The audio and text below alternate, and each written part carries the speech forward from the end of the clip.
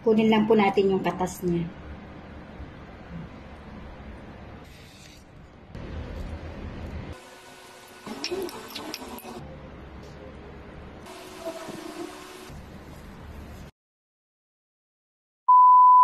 Let's go!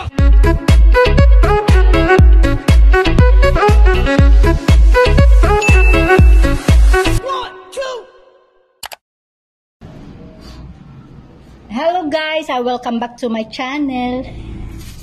Ito po, magagawa po tayo ng paku salad. Himayin po muna natin siya. Nagpunta po kami sa bayan kanina ni Mister. May nakita po kami nagtitinda ng pako. Nabili po namin ito isang tali ng 25 pesos. Anya mga ati pusa. Madamdama, magurumyada na. First time ko pong gumawa ng paku salad at first time ko din matikman kung anong lasa niya. So, tatanggalin lang natin yung mga malambot na part.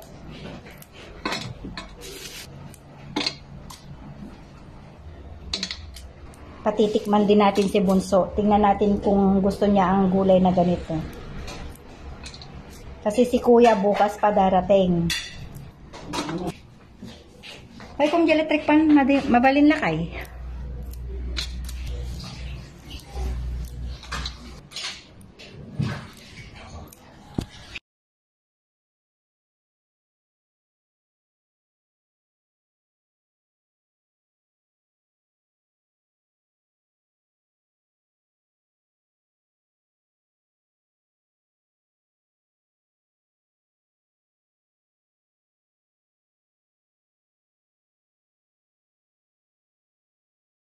So, ang atin pong ingredients na kasama is meron po tayong, ito yung paku leaves. Lalagyan po natin ng tomato, ng kamatis, kalamansi, onions, at saka yung ating red egg. Lagyan din po natin siya ng paminta, at saka asin, at konting suka. Himayin lang po natin itong ating paku leaves.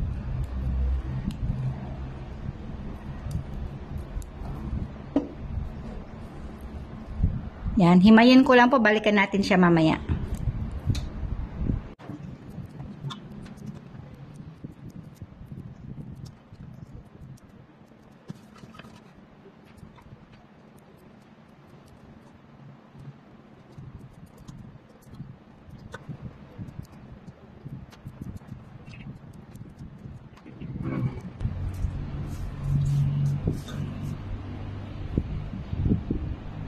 Siguro masarap to na i-partner, inihaw na karne or inihaw na isda. Kasi salad nga siya eh. Kasi first time ko po talagang makatikman ang paku salad. Napapanood ko lang po ito sa mga vlogs. So sabi ko sa sarili ko, pag nagkaroon ng chance at makahanap kami or makakita kami ng paku, gagawa po tayo.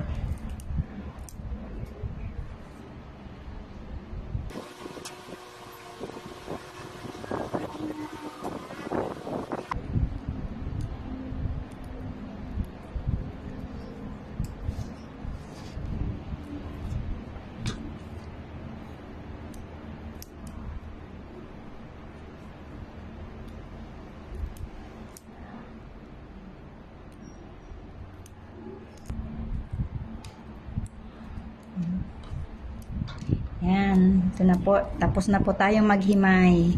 Susunod po natin gagawin is huhugasan po natin siya. Ayan. So, meron pa siyang mga dahon. Pwede natin ilagay.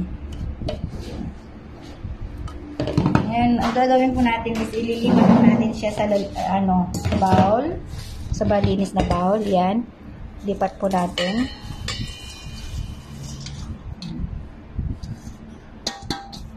Then, lagyan po natin siya ng konting asin. Para sigurado pong malinis yung ating gulay, yung ating pako. Lagyan po natin siya ng 1 tablespoon ng asin.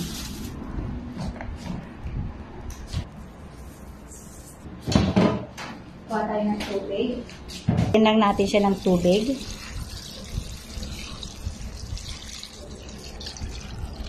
Ayan.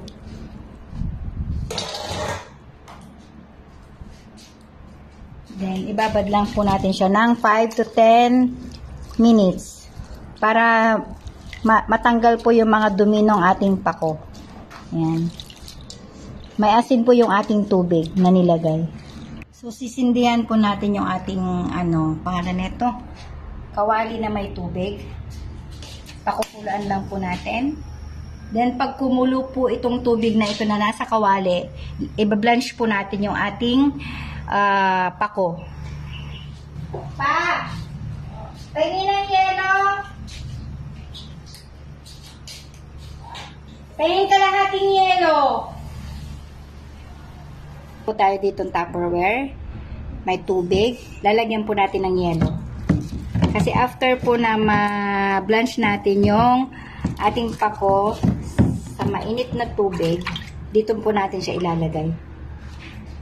Ayan lang po natin siya matunaw dyan. So, tabi po muna natin yung tubig na may yelo.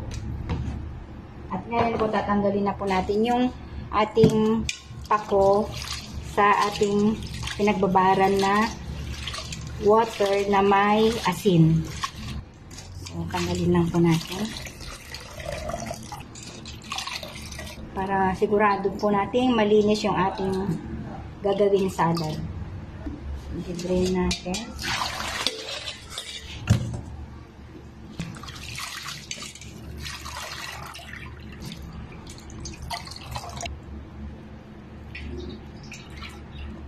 So, ito na po yung ating pako leaves. Ayan. Nilipat po natin yung ating tubig na may yelo dito sa lalagyan. Ayan po, ilagyan na po natin yung ating pako.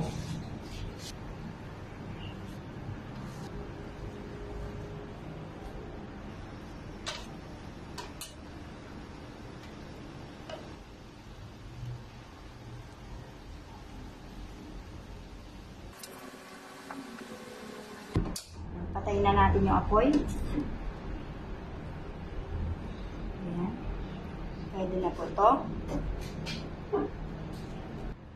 At dito po sa ating malamig na tubig, lagay po natin yung ating pako. Ayan.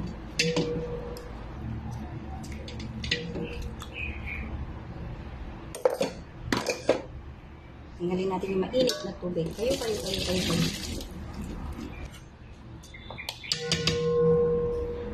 Ayan na po yung ating pako. Ayan. So, tatanggalin na rin po natin sa tubig. I-drain lang natin.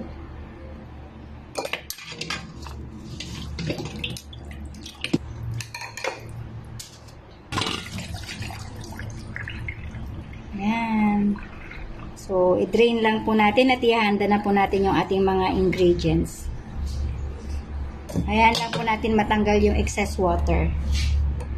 Linisan na rin po natin. Hugasan na natin yung ating kamatis. Gulanin para hindi bumara.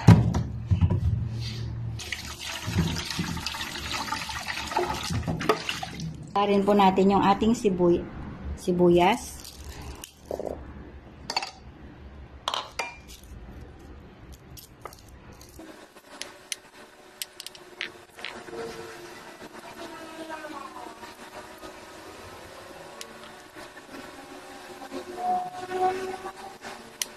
Yan na po yung ating sibuyas. Linisin ko lang ito.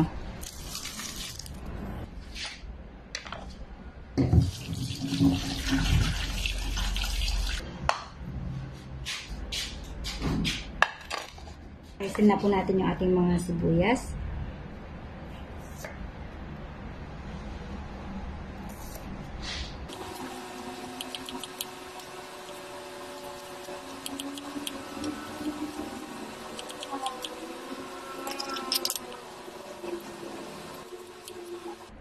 Ready na po yung ating sibuyas. Gawin na rin po natin yung ating kamatis.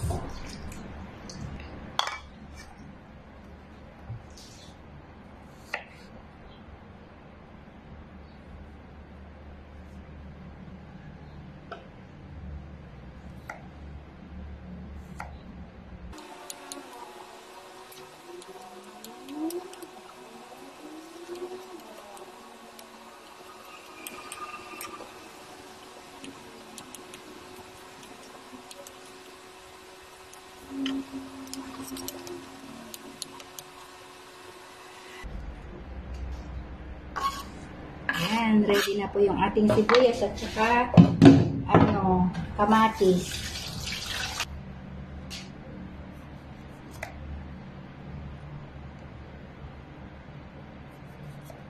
Kunin lang po natin yung katas niya.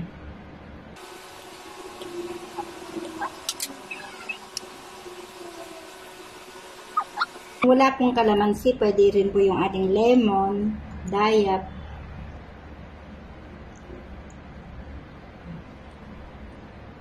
Ay, nag-filter muna ko.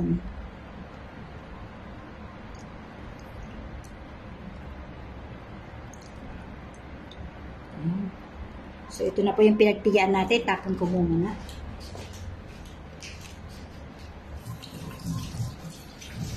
Set aside po muna natin ito. Lagyan natin doon sa walang makakatapong. Wow! Ito na po yung ating pulang itlog.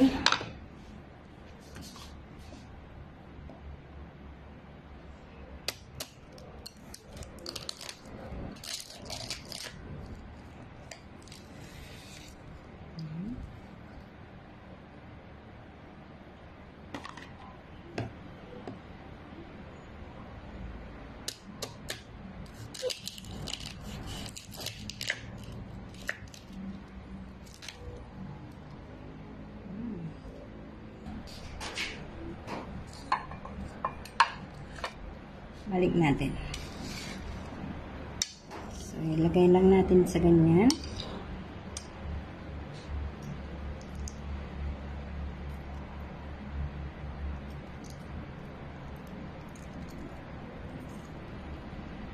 So, yung mga nadurog pwede na natin ilagay dyan.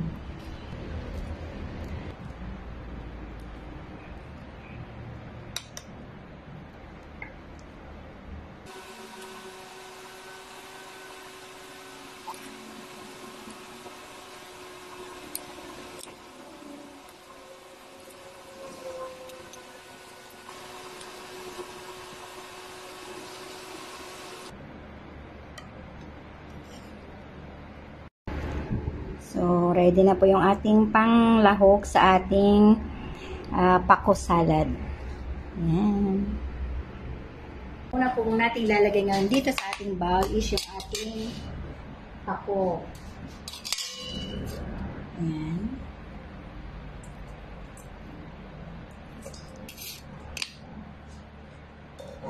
Lagay na rin po natin yung ating cubes na kamatis. Ayan.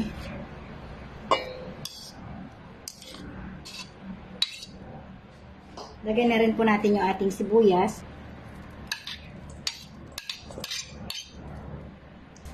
Ayan, yung ating asin. Tansyahan na lang po. Lagyan natin ng pamintang durog.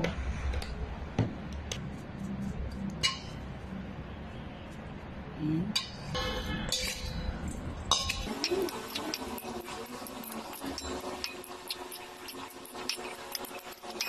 Lagyan na po natin yung ating pinigang kalamansi.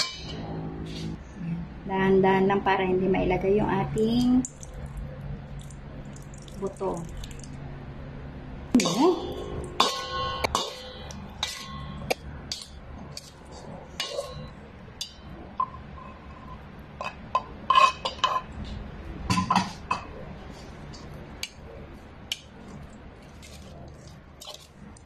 So, yung 50 pesos po natin na pako is kasya na po sa 2 o 3 tao na kakain.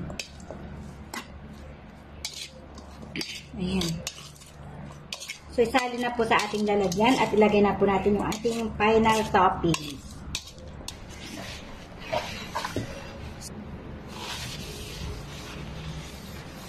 So, dito po sa ating lalagyan ngayon is lalagyan na po natin yung ating nagawang pako salad.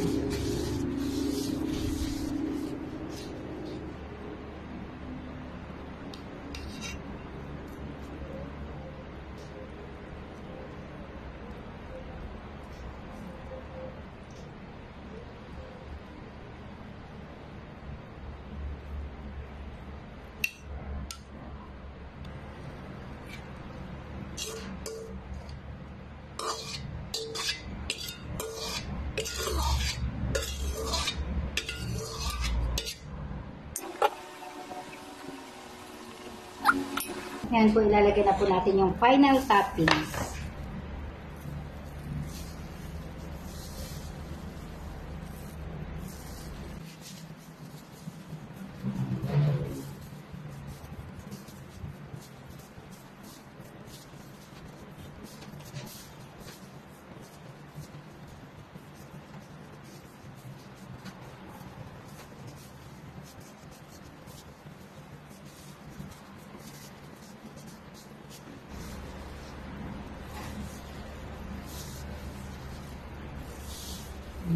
So, lagyan na rin po natin ng kamatis.